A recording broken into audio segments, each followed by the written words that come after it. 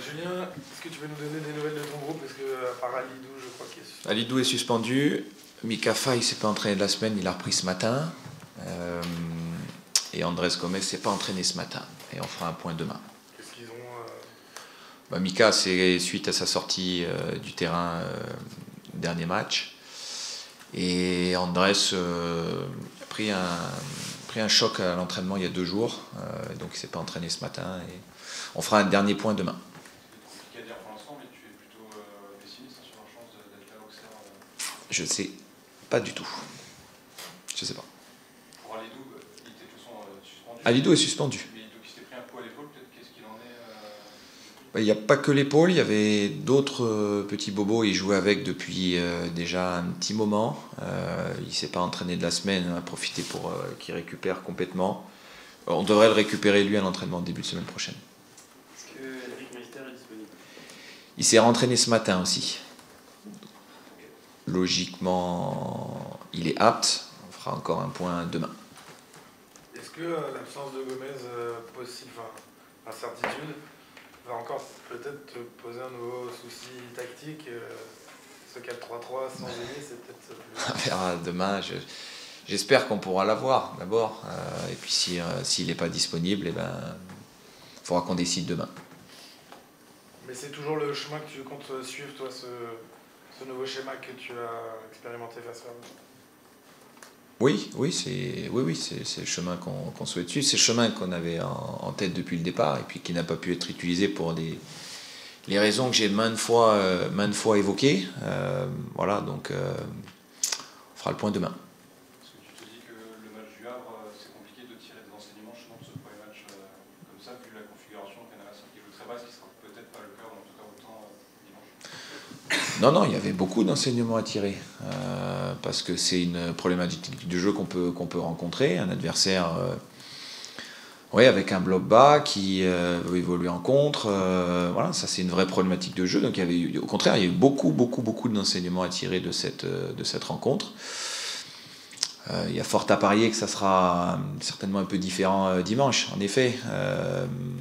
C'est une équipe qui a réussi à domicile à faire des résultats probants. Et nous, notre objectif, ça sera de faire mieux que des équipes comme Nice, comme Reims, comme Brest, qui ont perdu là-bas, qui ont été battus. Il n'y a que Monaco qui a réussi à gagner. Donc ça montre qu'à domicile, ils ont réussi à faire de très bonnes choses. La semaine dernière, le week-end dernier, dimanche, contre Lyon, ils ont été faire un bon match nul là-bas. Donc c'est une équipe qui n'est pas simple, qui peut évoluer parfois en pressant, parfois en se repositionnant un petit peu plus bas, avec un bloc qui est très compact, en étant performant sur les transitions. Ils ont aussi de la présence athlétique dans la surface sur les centres, avec un système à 3 défenseurs centraux. Donc voilà, c'est une équipe qui a montré de la qualité, en tout cas depuis le début de la saison, et notamment à domicile, où ils ont battu des bonnes équipes. C'est un nouveau match à l'extérieur. Vous n'avez pas pris pour début de saison, 1 point à Brest. Là, l'objectif, c'est 3 points. L'objectif, c'est de faire tourner le compteur. C'est toujours l'objectif de faire tourner le compteur. Voilà. Il a tourné 4 fois sur 6 là, sur les 2 derniers matchs, et donc l'objectif, ça sera de continuer à le faire tourner. Julien, vous avez une assise, une structure défensive qui est assez qualitative depuis le début de saison. On voit des stats assez intéressantes sur votre capacité à récupérer le ballon, même à le posséder très haut parmi les meilleures équipes de Ligue 1. J'imagine que là, l'enjeu maintenant, c'est l'animation offensive qui est assez mauvaise, si je peux me permettre, depuis le début de saison. Ouais, c'est le développement dans les 30 derniers mètres surtout. Voilà, mais à chaque match aussi sa vérité. Donc jusqu'à maintenant, il y a eu ça de fait. Le match de dimanche, ça sera encore un match différent, mais voilà, c'est sûr qu'il faut qu'on arrive à s'améliorer dans les 30 derniers mètres pour créer plus de danger. On travaille beaucoup en conséquence de ça aussi, et beaucoup en situation. Voilà, on développe beaucoup de choses là-dessus. J'espère qu'on arrivera à avoir des signaux positifs rapidement. Je dirais que c'est quoi? C'est une question de déplacement, de compréhension des joueurs, de déplacement de leurs partenaires, ou aussi de justesse. Il y a vraiment des phases de match parfois où la justesse technique est... Il y a un peu il y a des deux. En tout cas, c'est 2 parties de l'explication, peut-être pas les seules. Il y a la connaissance des uns et des autres qui doit se développer au fur et à mesure. Et puis il y a aussi la lucidité, la justesse technique pour valider des situations qui sont existantes. Et il y en a eu un certain nombre depuis le début de saison qui étaient existantes, qui étaient très intéressantes et qui doivent déboucher sur plus d'actions qualitatives en termes de création de danger. C'est quoi ta philosophie là-dessus? Pardon. Il y a des coachs qui vont choisir dans les 30 derniers mètres, on va dire, de responsabiliser leurs joueurs. Ce sont les joueurs de talent qui doivent trouver les solutions. D'autres qui croient à la mise en place de combinaisons. Toi, tu te situerais où? Je crois que dans le temps où on est, je crois à la mise en place de combinaisons, parce qu'on est un groupe qui est très jeune, un groupe qui se connaît très, très peu en réalité, en tout cas qui a très peu de vécu commun. Donc, pour renforcer les repères, je crois davantage dans un premier temps à la création de combinaisons et à la création de repères collectifs forts dans ces situations-là. Et puis je pense que dans un deuxième temps, lorsqu'on a passé cette phase-là, mais cette phase-là, on est encore loin de l'avoir abouti, on peut davantage créer, enfin en tout cas laisser un petit peu plus de liberté à partir de repères déjà existants et de connaissances communes. Ça peut aussi passer par des associations de joueurs, des binômes, des trios. Est-ce que tu as mis beaucoup d'offensifs sur le terrain au dernier match? Est-ce que ça t'a permis de voir des associations que tu juges un peu plus prometteuses que d'autres? C'était la vérité d'un match. Bien sûr que dans la durée, pour développer aussi la qualité, il faudra permettre à un noyau dur d'enchaîner des matchs ensemble, certainement, sachant que voilà, rien n'est figé, rien n'est fixe, mais si on change 3 ou 4 joueurs de l'animation offensive à chaque rencontre, c'est pas comme ça qu'on va accélérer en tout cas le processus de développement de repères communs ou de création de connexions communes. Voilà, donc, mais ça passe en effet par des duos, par des trios. Ça passe par ça, et c'est pour ça qu'on travaille énormément aussi à l'entraînement là-dessus. Est-ce qu'il y a eu quelque chose qui complète ce méta? On avait vu justement que Grombeck et Jota pouvaient se trouver dans une relation technique pas naturelle, presque évidente. Tu as trouvé ça aussi un petit peu sur le dernier match que tu as retenu ou... Ouais, j'ai retenu ça. Il n'y a pas que ça. Il n'y a pas que ça. Ouais, il n'y a pas que ça. Il y a autre chose aussi je trouvais d'autres connexions qui ont existé, hein, qui n'ont pas été au bout, mais qui ont vraiment existé. Voilà, donc celle-là en a fait partie, en effet. Pour continuer sur Grombeck, tu l'as utilisé plus récemment, un peu plus dans le cœur du jeu. Il a eu l'occasion de jouer dans son précédent club sur les côtés. En l'absence de Gomez, ça peut être une option pour toi? Ouais, ça peut être une option. Je pense que Albert peut être utilisé dans 2 rôles, en effet, soit dans un rôle à l'intérieur, comme un 8-10, on va dire, comme il a été utilisé sur le dernier match, mais aussi dans une position plus extérieure, avec capacité dans le couloir aussi à animer, certainement. Donc ça peut être aussi une option, en effet. Est-ce que tu attends plus de lui? Il y a eu beaucoup d'éloges dans son début de saison, mais il y a quand même pas mal de matchs bien ratés de sa part, c'est mon avis. Est-ce que tu en attends un peu plus? Il est quand même arrivé plus tôt que les autres, a priori dans un état de forme qui aurait dû l'amener à être performant assez rapidement. Ce que j'attends, moi, c'est qu'on ne s'enflamme pas au bout d'un ou 2 matchs sur la valeur d'un joueur, et puis qu'on ne soit pas non plus hyper pessimiste après 2 ou 3 matchs plus difficiles. Voilà ce que j'attends. Donc oui, j'attends bien évidemment qu'on attend de la constance, parce que si on veut de la performance, il faut de la constance. Mais il est arrivé dans des conditions particulières, en pleine saison, avec beaucoup de fraîcheur. Donc il était en avance sur les autres, et ça je vous l'avais dit dès le départ. Après, il découvre un nouveau championnat aussi avec des caractéristiques complètement différentes. Il sera comme les autres, il va se bonifier, j'en suis convaincu, avec le temps, avec des repères qui vont inévitablement se mettre en place les uns avec les autres, avec la confiance aussi collective qui augmentera. Donc voilà, je n'ai pas d'inquiétude particulière, simplement le recul nécessaire dans l'analyse pour ne pas monter dans des extrêmes, que ce soit tout en haut ou tout en bas. Est-ce qu'il y a une possible adaptation à la pelouse? C'est quelque chose dont on parle pas forcément, mais un joueur qui a évolué principalement sur des pelouses synthétiques, est-ce que ça peut être aussi un facteur d'adaptation, de retard Non, parce qu'il a fait des matchs de Coupe d'Europe sur des pelouses naturelles et en étant performant. Non, l'adaptation, elle est surtout sur comment le gérer jusqu'à la fin de saison, par rapport au fait qu'il ait commencé début février, quoi. Elle est surtout là-dessus, l'adaptation. La victoire, elle était poussive, Julien, mais elle est là, et forcément, on imagine importante. Qu'est-ce qu'elle a changé les premiers jours déjà sur ton groupe, sur votre travail? C'est bien de le souligner qu'elle était là, la victoire. Elle était importante, en effet. Qu'est-ce qu'elle change? Elle change que quand tu réattaques une semaine après avoir gagné un match, t'as t'as pas mal à la tête. Voilà, parce que quand t'as perdu, il y a forcément un petit peu plus de maux de tête en début de semaine. Et ça change beaucoup de choses.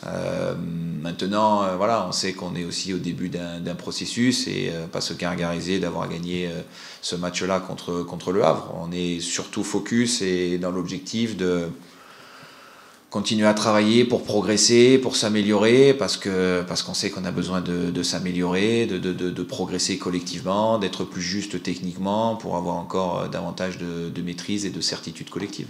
Elle enlève quand même un peu un poids, même si évidemment ça peut aller vite, un mauvais résultat au CER. Est-ce qu'elle enlève un peu un poids aussi sur ton groupe qui était forcément touché par... Est-ce que ça l'enlève un poids? En tout cas, ça lui amène un petit peu plus de confiance. C'est surtout ce que ça va amener plutôt ce que ça va enlever, une victoire. Je préfère voir ce que ça nous amène et ça nous amène davantage de confiance. Et la confiance, c'est un élément clé dans la performance. Voilà, donc je pense que c'est surtout ce que ça nous a amené. Tu dis ça.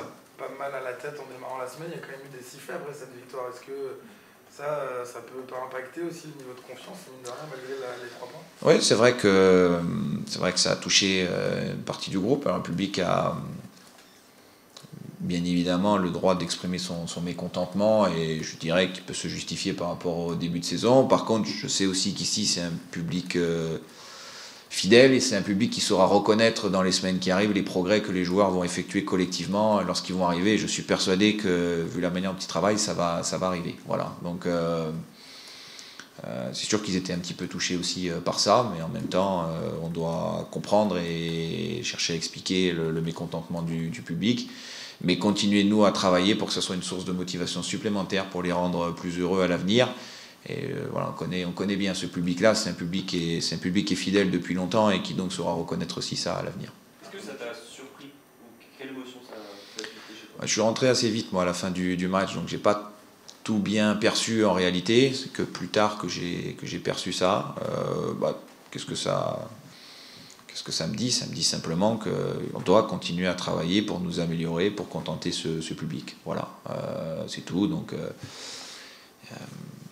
personne n'est satisfait véritablement de notre début de saison sur le plan comptable. Voilà, personne n'est satisfait. Le public, les joueurs, nous le staff, personne n'en est satisfait. Et il faut que tout le monde ait bien conscience que ça nous touche beaucoup et qu'on est très conscient de ça et qu'on fait le nécessaire pour progresser, pour nous améliorer. Mais pour autant, on est là, on n'est pas très très loin et ça va très vite aussi dans ce championnat, parce qu'on voit un championnat qui est dense, qui est homogène, où c'est vraiment très resserré encore, donc tout peut arriver dans les semaines qui arrivent. Et voilà, l'enchaînement des prochains matchs aussi nous déterminera peut-être une position un petit peu plus claire sur ce qu'on va pouvoir faire dans les semaines, dans les mois qui arrivent. Quand on veut parler de Jota un petit peu, sa personnalité dans le vestiaire, le fait que quand il est venu en conférence de presse, on l'a trouvé un peu solaire, entre guillemets, une personnalité attachante, etc. Et le rôle qu'il a sur le terrain, est-ce que tu trouves que ça correspond? Comment ça se passe dans le vestiaire pour lui depuis qu'il est là? Et comment, ses performances, en fait. C'est déjà quelqu'un de très ouvert, mais qui, par son expérience de vie, a déjà découvert différentes cultures. Hein. Il a été en Espagne, il a été en Écosse, il a été en Arabie Saoudite, maintenant il arrive en France, il n'a que 25 ans, il a déjà connu tout ça. Donc on sent que c'est quelqu'un qui arrive à très bien se fondre dans un nouvel environnement, qui est intelligent, qui a des très bonnes capacités d'adaptation, des facilités aussi pour apprendre les langues. Donc ça facilite la communication avec tout le monde et pour l'intégration, ça permet de gagner beaucoup de temps. Ensuite, le joueur qu'il est, c'est un joueur qui aime bien d'une position extérieure, pouvoir manœuvrer, soit pour dribbler, soit pour combiner avec les autres. Bon, il a très peu joué la saison dernière, donc je pense qu'il faudra aussi lui faudra encore un petit peu de temps pour continuer à monter. Il monte progressivement, hein, ça c'est vrai. C'est pour ça que je milite aussi pour un petit peu de patience pour tous ces joueurs-là, même si la patience dans le foot, c'est pas évident d'en obtenir. Mais je veux dire, il faut aussi être juste dans ce qu'on peut en attendre. Alors j'espère qu'il va continuer à monter au fur et à mesure, de semaine en semaine, pour progressivement arriver à vraiment 100% et retrouver tout le rythme nécessaire. Et tout ça, tu le vois endosser un rôle de leader naturel ou pas? Leader, je sais pas. D'abord, il faut je pense que pour qu'on puisse s'exprimer collectivement, en tout cas, il faut individuellement se sentir déjà à 100%, avoir retrouvé l'intégralité de son potentiel, que ce soit physique, sur le plan technique, dans le rythme. Bon, c'est ce que les semaines qui arrivent devraient lui permettre de faire. Tu l'estimes à combien? À 80, 80? Ouais, lui, il dira 100%, mais il est à 100% dans le fait qu'il a plus de douleur. Voilà, là-dedans, ça c'est inévitable. Mais l'enchaînement des matchs, combien de matchs il va lui falloir, je ne sais pas exactement, mais encore quelques-uns, ça c'est sûr. Quand sur 12 mois de compétition, on en a fait à peine 3 la saison dernière, bon, ben, ça fait une coupure de 9 mois, c'est long une coupure de 9 mois. On a vu la vidéo de sa joie après Brest, là, où il marque son but, tu sentais que lui aussi était soulagé, qu'il y avait un poids qui était un peu présent, mentalement sans doute. Bah, il y a pour l'intégration des joueurs qui arrivent comme ça de l'extérieur, il peut y avoir des moments forts et des accélérateurs. Et une action décisive comme ça est un accélérateur d'intégration pour ces joueurs. Voilà. Désolé Julien, je reviens juste sur l'aspect des sifflets. Quand on a échangé après avec quelques supporters, on a l'impression que c'est pas tant l'engagement des joueurs qui a été sifflé, mais plus une absence de spectacle qui les mécontenterait. Est-ce que c'est compliqué quand on est entraîneur, quand on en cherche la performance, d'intégrer une notion de spectacle que le public a l'air d'avoir envie de...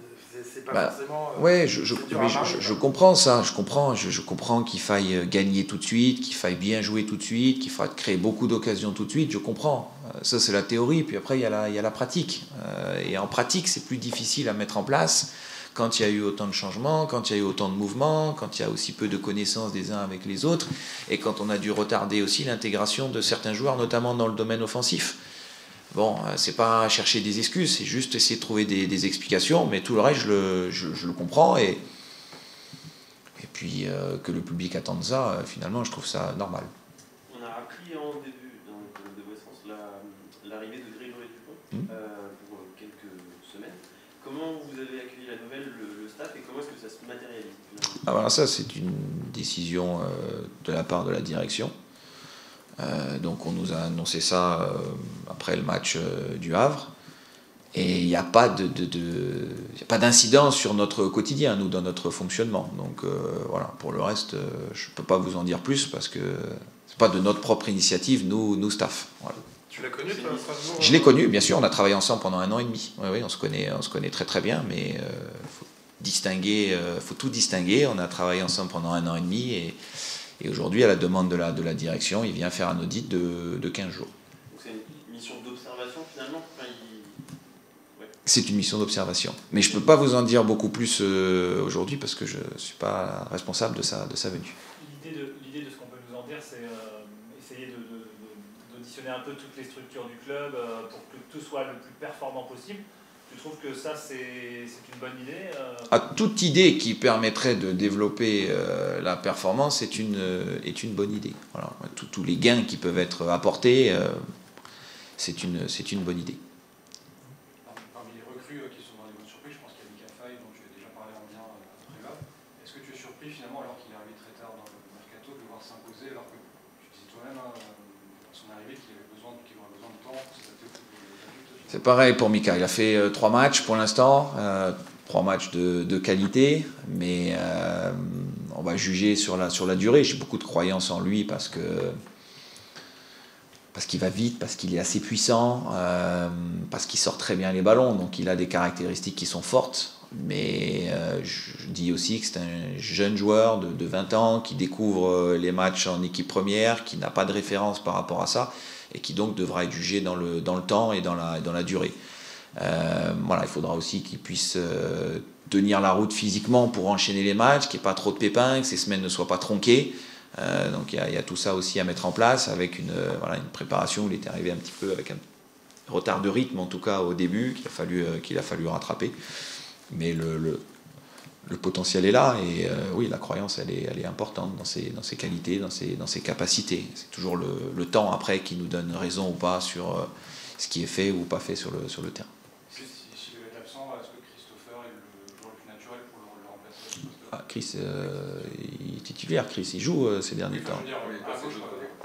Sur le fait de le décaler axe gauche. Oui, c'est ce qui semble être le plus naturel comme option.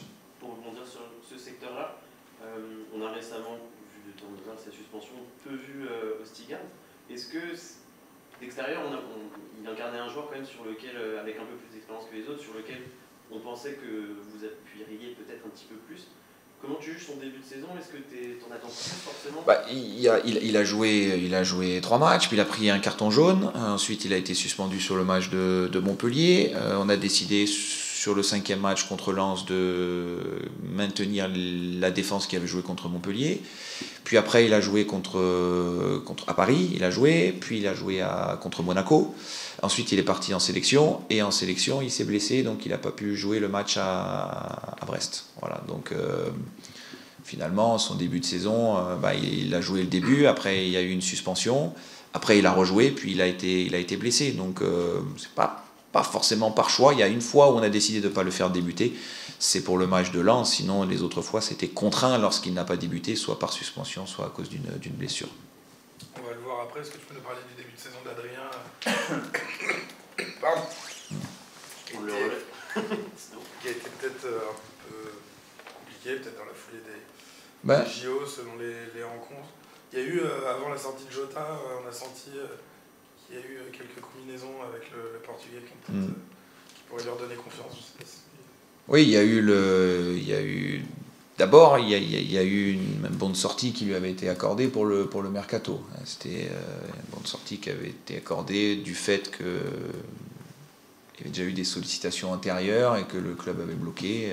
Voilà. Là, à l'époque, la direction avait décidé de pouvoir lui ouvrir une possibilité de sortie. Donc il est parti au JO, puis il n'y a pas eu de sortie.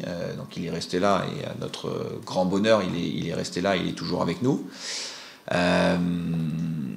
Sa préparation a été particulière, elle s'est faite en dehors du groupe. Alors il est revenu là avec beaucoup de motivation, beaucoup d'envie.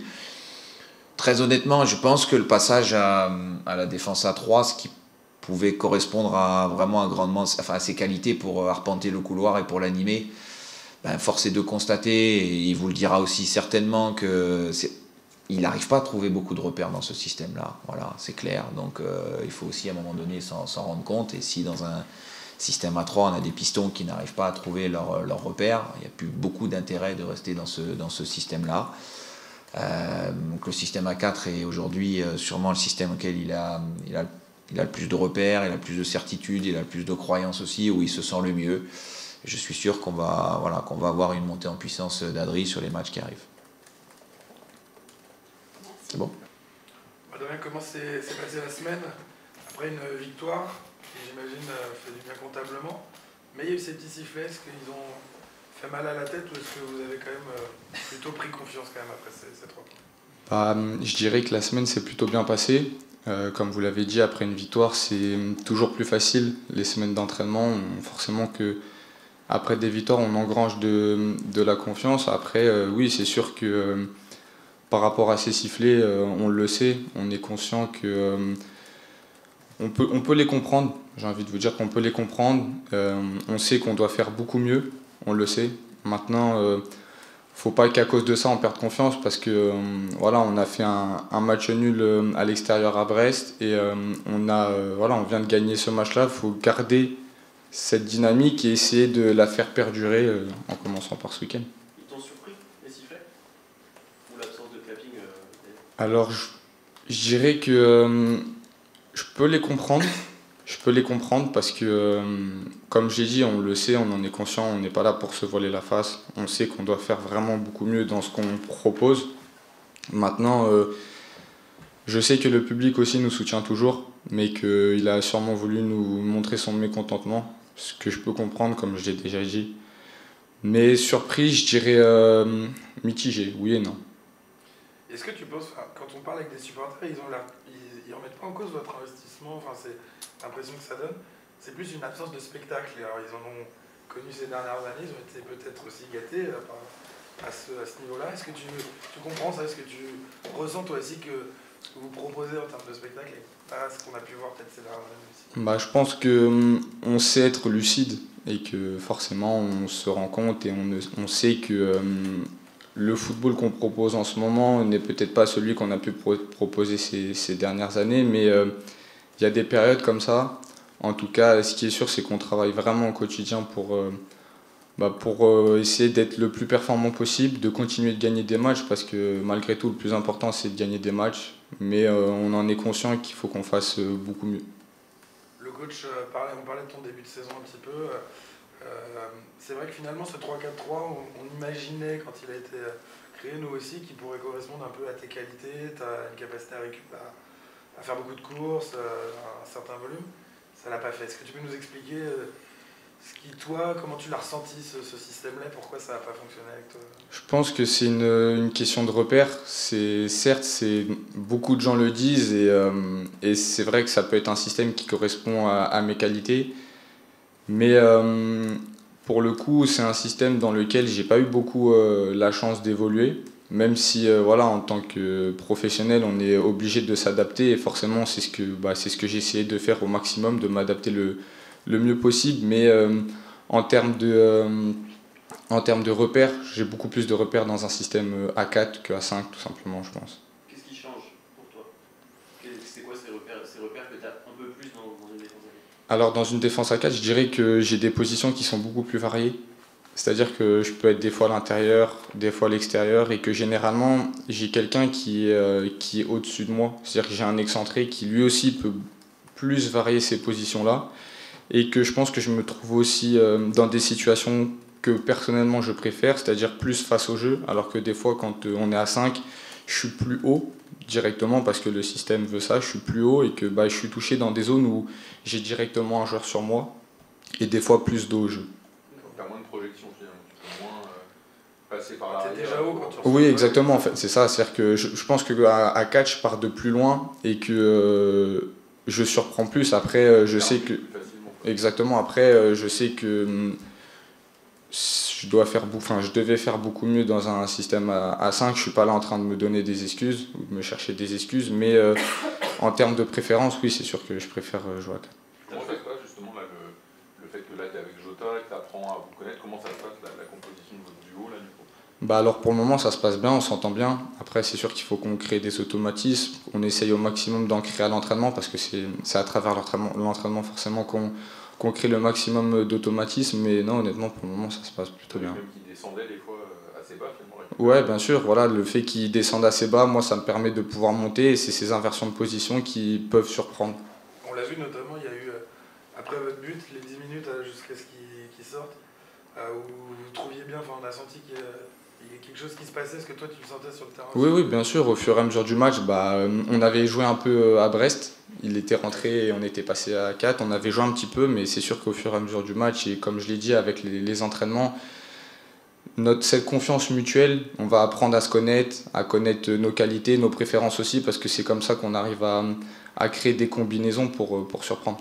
Est-ce que défensivement tu trouves que c'est plus simple aussi? Comment ça se passe un peu les automatismes avec Mika qui est à ta droite?